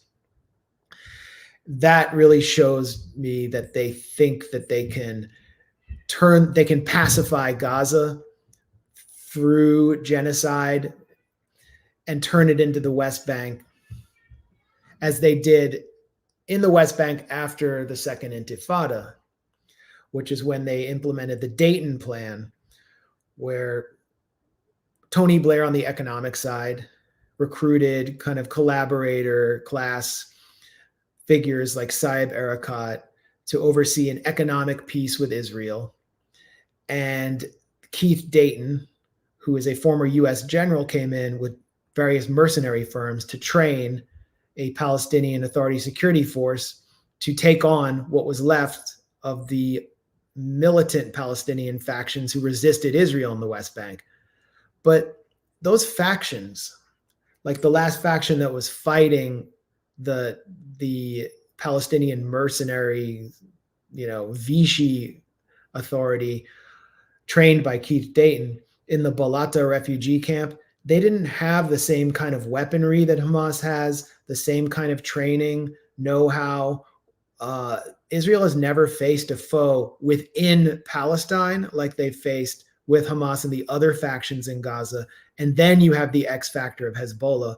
And so I think what they're saying, what these officers are saying, high-level officers, does make sense to me, that Israel is facing an unprecedented threat, and it hasn't mixed it up yet on a critical level with Hezbollah.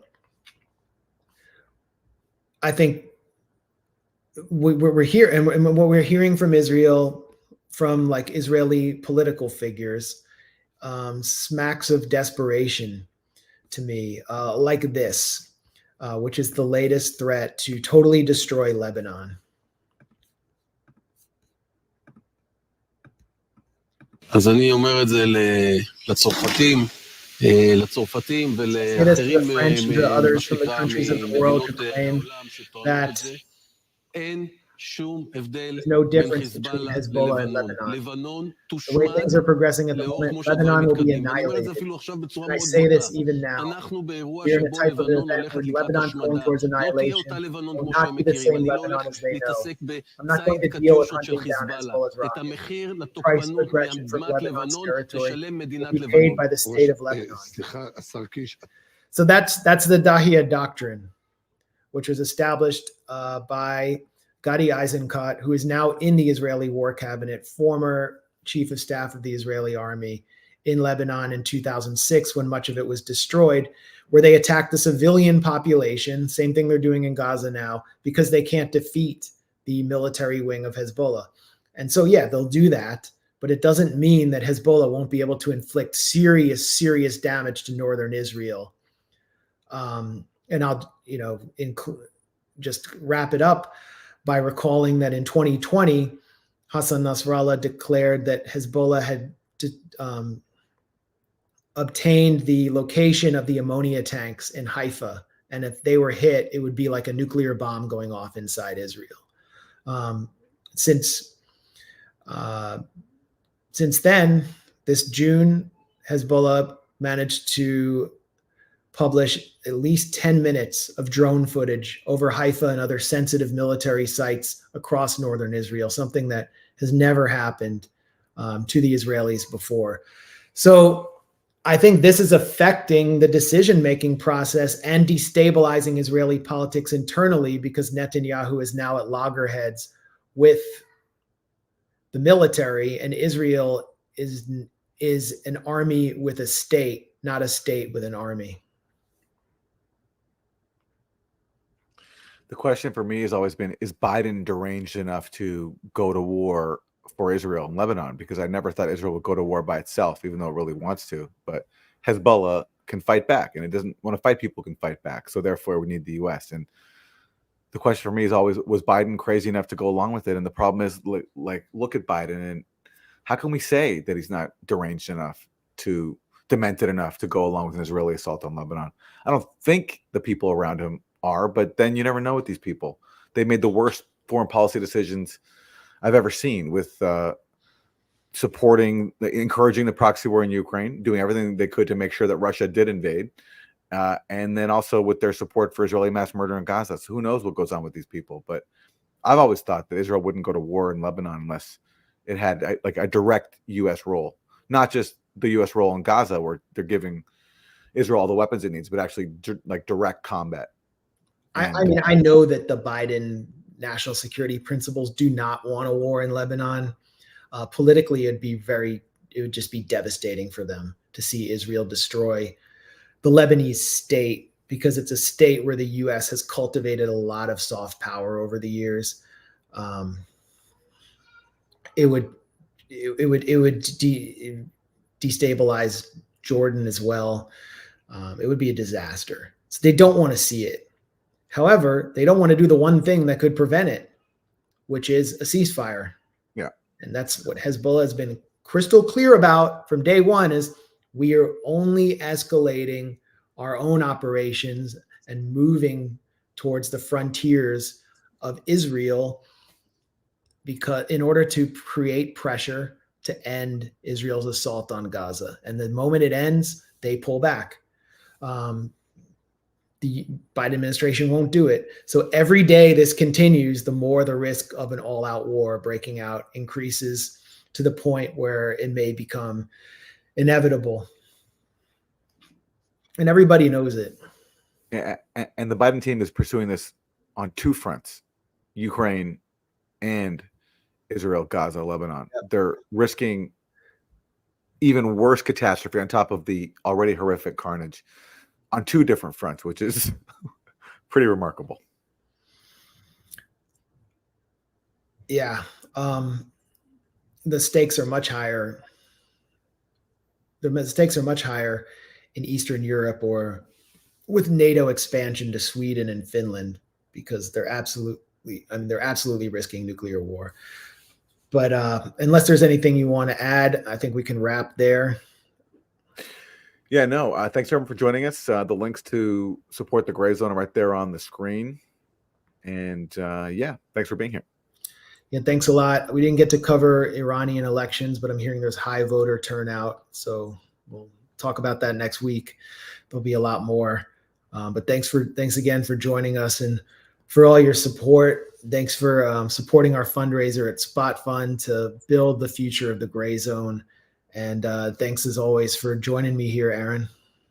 Thank you, Max. Peace, everybody. Peace, everybody.